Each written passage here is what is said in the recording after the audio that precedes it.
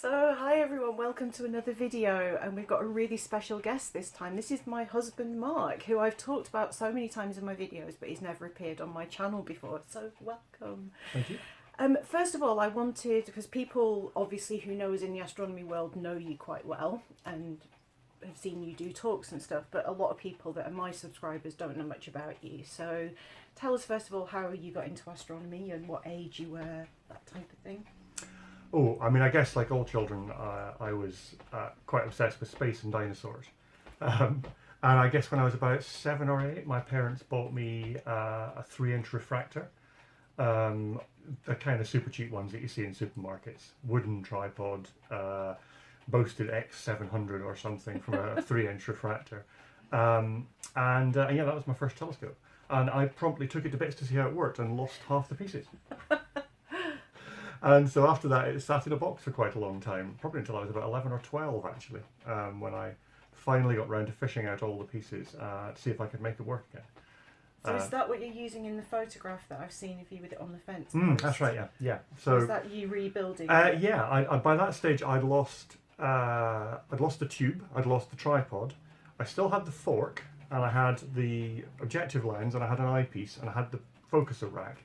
But I'd lost the Barlow, which was the part that stopped it working, because it had like a Barlow that slid up and down inside the tube, so you could basically zoom in and out. I bet that was good quality. It was a terrible piece of glass, yeah. And I'd lost that, so of course the tube would have been completely the wrong length anyway. But I discovered it was exactly the same diameter piece of 3-inch drain pipe. And so I measured the focal length of the objective lens, cut the drain pipe to the right length, put it all back together, and put it on the fence post so I could observe things. And that's actually what I saw Saturn with for the first time. The Saturn cherry pop. Yes. And then I made a kind of a wedge out of a piece of old wood, because I had a loft bedroom, and I cut a piece of wood to the right slope and stuck it on the edge of the windowsill of my bedroom window. Genius. So I could put the scope out the window at night. So as a child, I remember we used to watch Coronation Street, and Curly Watts had a telescope that he used to point out of the attic. And as a child, that was just life goals, having a telescope I could point out of the attic, and that's essentially what you did with yours. Yeah, it meant I could only look east and south, but yeah, it was fantastic for that. It's the dream. Yeah. So yeah, we come forward, and we met 11 years ago. It'll be this summer, and both of us had dreamt of having an observatory. Like both of us, as a child, would have just it would have been literally the dream of a lifetime. And when we moved here, you actually built us an observatory shed, and I kind of joke when I do talks that we have to have a peer each because we can't work together. And it's not that either of us is right or wrong. There are so many ways of doing astrophotography, and I've talked quite a bit on my channel about how I do things. But I think it'd be interesting to look at how we do things differently in there. So just tell us how you've got things set up in there. Because if I go near that computer, it crashes. I don't know what's wrong, but how did you get everything set up in there? Okay, so we've got an 8-inch Rishi Chrétien on, is that an EQ6, isn't it? It is now, yeah. EQ6, yeah. And I've got the scope plugged into a computer that's up in the observatory, and so everything is run remotely. The computer is running Stellarium, and I run SharpCap or something like that for the image capture on that. And so I'm controlling the controlling the scope from the computer. I then have networking coming back from the observatory to the house, which means I can sit in the comfort of the dining room and keep an eye on what's going on out in the observatory. Fantastic. So one of the things that I think we do very differently is that when I slew to an object, I always change the camera angle so that I frame stuff so that it kind of fits the best way on my field of view. But you don't do that, do you? Your camera is on and it never gets taken off again. Yeah, that's right. I leave the camera on the whole time. Excuse me. So Evie has to be in every video. Yeah. Yeah, and one of the reasons I do that is I'm quite lazy. So when you are guiding on a telescope, one of the things you have to do is calibrate the guide scope for the field of view that you're looking at. And if you rotate the camera, it will change that calibration. You know, the camera will wind up moving in the wrong directions. So by leaving it all put together the way it is, I avoid having to worry about recalibrating or anything like that. And so that just makes life easier for me. But I also prefer to have the image so that if you were looking due south, it would be the right way up looking due south. Oh, so as something crosses the meridian, exactly. it would be the It's right exactly way how it would up. look crossing the meridian. So you can imagine as it pans across the sky, you can watch that the camera rotates with it, so it's kind of always that way up. Okay, It so also, yeah, sorry, carry on. and it also makes it easier for me when I'm looking at stellarium to get a kind of idea of which way around the object should be yes. on my field of view, because if the camera's always in the same position, I know what I'm looking for. Yeah, that's true. So I guess you have to be careful about what you're imaging or where it is in the sky in case it's something that only just fits within your field of view. Yeah, the telescope does have quite a small field of view. I can't remember exactly what it is, but with the hypercam on, it's under a degree. So, you know, we've got to be pretty careful about what goes in there. And yeah, I also have to think about rise and set times because, you know, of the way that the shed's oriented and the way that the house gets in the way of some of our shots, and the trees. Well, fewer trees since now, the yes. famous Tackley tornado. Yeah, so it's interesting because it also means that you don't keep getting new dust bunnies, which I do on a daily basis. So if I shoot flats, which I never do because I'm too lazy, but I would literally have to do flats every single time because just switching lenses on my digital SLR will make the dust bunnies move and stuff like that. So I guess if things always together, there's no danger of new stuff going in. Yeah, I mean, that's certainly an advantage, but the Rishi Chrétien's an open tube scope.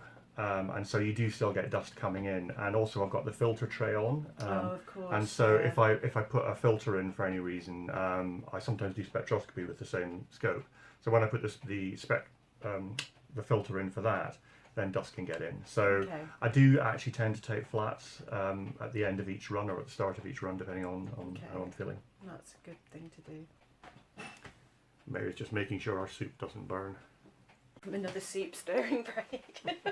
So tell me how you choose an object. I know that because of the field of view with the Ritchie-Chrétien, it kind of rules out some of the bigger things, but how do you go about picking what you're going to image next?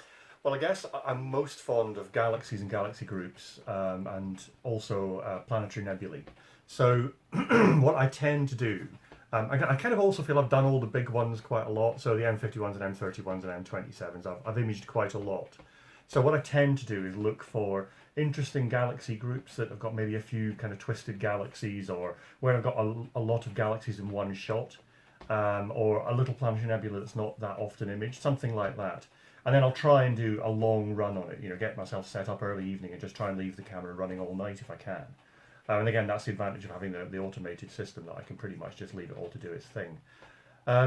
Yeah, so that's kind of it. I also quite like doing the sort of bigger planets. They're not very well placed at the moment, but you know, when in a few years' time, when Jupiter and Saturn are better placed, we'll be able to have another go at those, and I'm really looking forward to that. Yeah, me too. Because planetary is something I don't really feel I've got a great handle on yet. But together we have collaborated on a bit of planetary stuff, haven't we? Yeah, we have. A couple of Decembers ago when we had that super close conjunction of was it Jupiter and Saturn? Jupiter and Saturn, yeah. Yeah, it was incredible. It's never going to be that close again in our lifetime, and no, that was awesome. But no, I find that I get drawn back to the same old favourites year after year after year. I just cannot resist just having another pop at M41 or M41, M42 or M45. I don't know what M41 is. Maybe actually.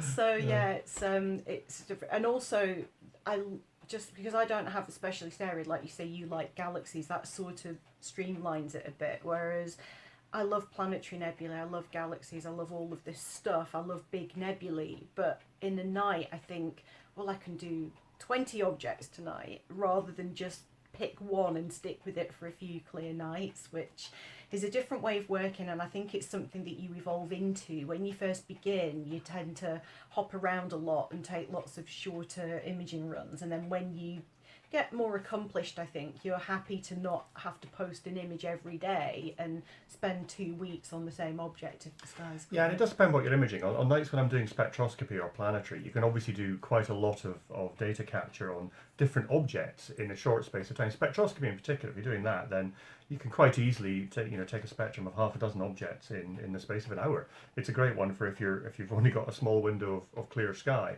But yeah, for the fainter objects that I quite often tend to go for, you do want to try and capture a lot of data.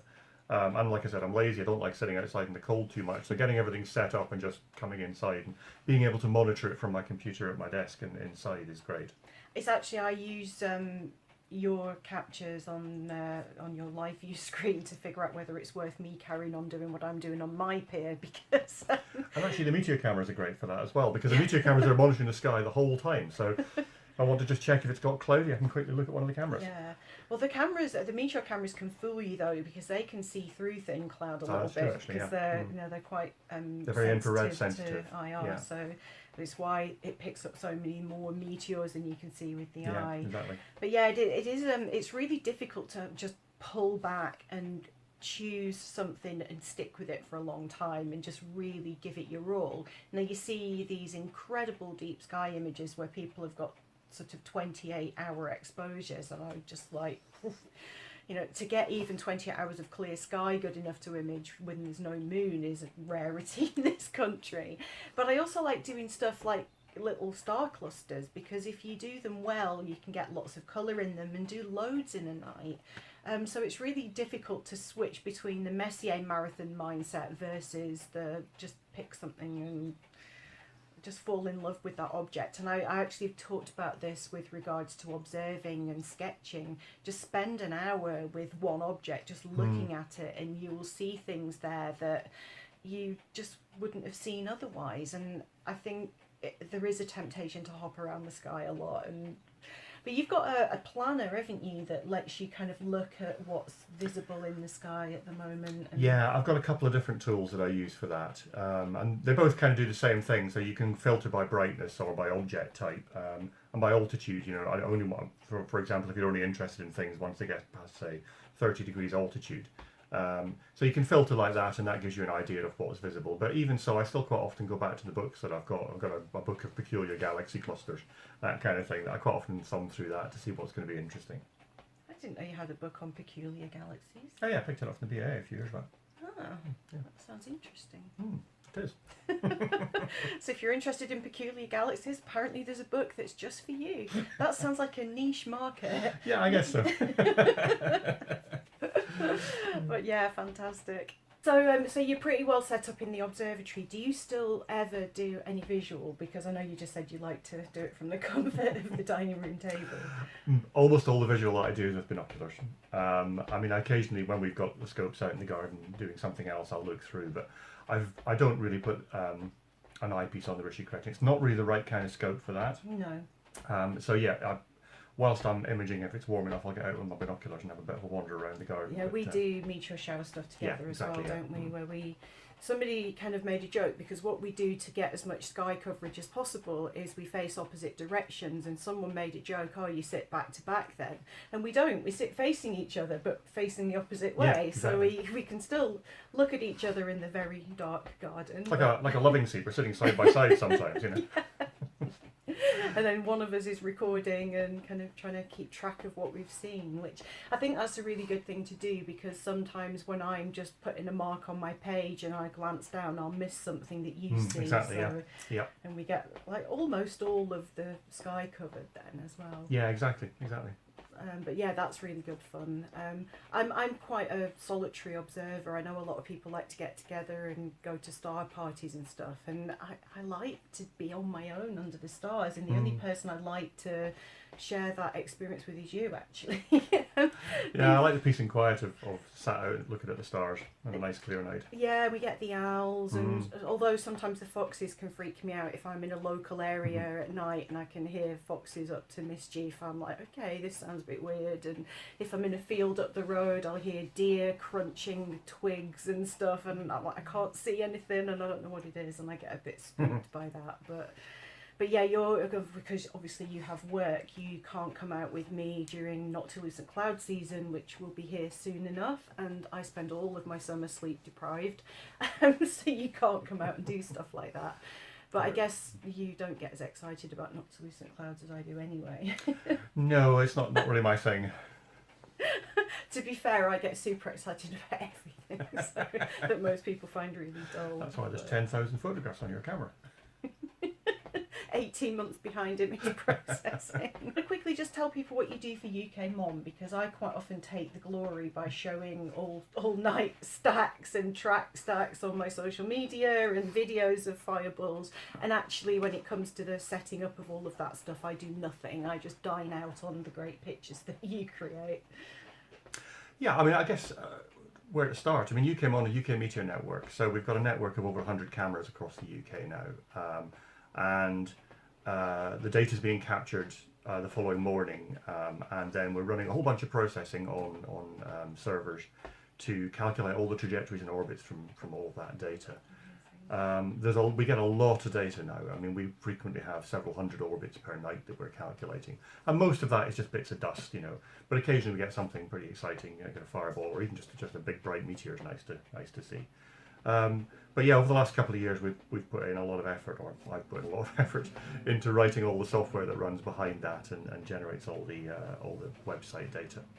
And it's amazing, like the track stacks I think are incredible, because having a kind of a stack of all the meteor captures but with star trails that are kind of slightly broken because the meteors aren't there every minute unless it's a meteor shower, and that's great, but when you do a track stack it forms it into a really strange shape, but then you can really see the radiant of a meteor shower. Yeah, absolutely. I mean, the track stack is effectively stacked on the stars rather than on the meteors. So, like you said, you can actually see where the meteors are coming from during showers. And this time of year, there's no showers, so you just see a random scatter of meteors. But it's really interesting to see that. We're really lucky that the software that we're using to do the meteor capture generates a lot of this stuff for us. And it's been written by professional meteoricists, meteor hunters. A team in Canada and in Croatia developed most of the software. We're really lucky that we've got that to use. But it does let us generate these amazing views of the meteor showers. Great for outreach, isn't it? It really is, yeah. I mean, it's a year since, just over a year since the Winchcombe event, and I still get goosebumps about, the fact that our camera caught that. The data from our camera was useless, but we have a video of that meteor, and a meteorite was found. And absolutely, and what you just mentioned actually shows why it's so useful that we have so many cameras, because our camera had a head-on view of that event, so we were looking straight at the meteor, and all we saw was a big flash. But other people only like 30 or 40 miles away were looking at it from the side, so they got a much more useful kind of view of what the meteor's track looked like, and that's why having so many cameras has made such a huge difference to us. I think if there's a clear night across the whole UK and we get another big fireball, we are going to have plenty of data. We certainly are. Because we're well over 100 cameras now on UK Mom, which is phenomenal. That was because after Winchcombe it was in all the news and loads of people wanted to set stuff up. There's a bit of a global shortage of Raspberry Pis at the moment, but once we get past the chip shortage I can see it's still going to carry on growing. Absolutely, yeah. But yeah, we need people in Scotland. We're kind of pretty well covered in the UK. But no, we have outages, don't we? We sometimes have internet outages, and sometimes people may have power outages or a fault with the camera. So having so many cameras covering the same bit of sky is still good. We still need lots of people. Absolutely. And the more angles we get on an event, the better we can track the path of the meteor. And then if there's going to be any meteorites, then we get a better idea of where it's going to land. So it's really important to have lots of cameras covering different angles. No, it's good fun. It's great to be involved in such a great citizen science project, and so most of that because the cameras just run and we don't have to go out in the cold if we don't want to. And also I think it's great as well that if you're tired, which we both have been since having viruses the last couple of years, you know that if it's clear, if you go to bed, the cameras are recording, so we're not going to entirely miss it. It's not the same as seeing a great fireball visually, but knowing that we are going to capture anything interesting. And people on the Global Meteor Network with the same setups have caught Starlinks re-entering and asteroid near flybys, and there's all sorts of stuff that gets picked up on the cameras that's really awesome, and geostationary satellites and stuff like that. So I think it's really great that they're doing the hard work while I sleep, which that's the great thing about the system. You just leave it running and it does all the hard work for you. In a sense, a bit similar to how when I'm doing my observing sessions, I find an object, get everything set up, and because it's all computerized, I just leave it to do its own thing, and I set the scope to park when it's end of the run, that kind of thing. Very clever. So it's why having the computer-driven stuff is great. I can't do that with my setup, and the plinth means I get peer collisions, so I have to go out regularly and just check nothing's getting snarled up. So The only thing I can't do is shut the roof. Now that's my next task. It's funny, I said to somebody just the other day, because we've had some damage to our roof, first of all from the tornado and then from Storm Eunice and the other storm, Franklin, was it? Yeah, we had 2 storms within a weekend. And I said to my friend the other day that I can see the cogs going in Mark's brain that he's going to want to motorise this when we fix it. And a rain sensor so that it detects when it's going to rain and shuts the roof. And a cat sensor. And a cat sensor, yes. You definitely need a cat sensor. It's an in-joke. There's an awesome astronomer up in Blackpool called Pete Franklin who did all this many years ago before people were building home observatories, and his literally did that. It would close if it rained and pause to let the cat jump out if the cat had gone in there. Yeah, our cats would just stay in there because they're idiots. Yes. Well, that was awesome. Thank you so much for coming on, because I say I know you're not a lover of this type of thing, so it was. I'm sure people are going to find it really interesting seeing how differently we work. So thank you. Thank you. I'm going to go and check the soup again. Yep. Right, might have to pause to do the soup in between because Yeah, it's we'll going to probably stink. yeah. Okay, great. I'm just going to pause briefly because I need to stir the soup because I think it's going to stick. I'll be right back. Ooh, lentils are thirsty. We've added like 3 pints of water. If I put any more water in, it's going to overflow. Yep. Right, yeah, I'll cut there and blend it in with Cool. not stirring soup bit.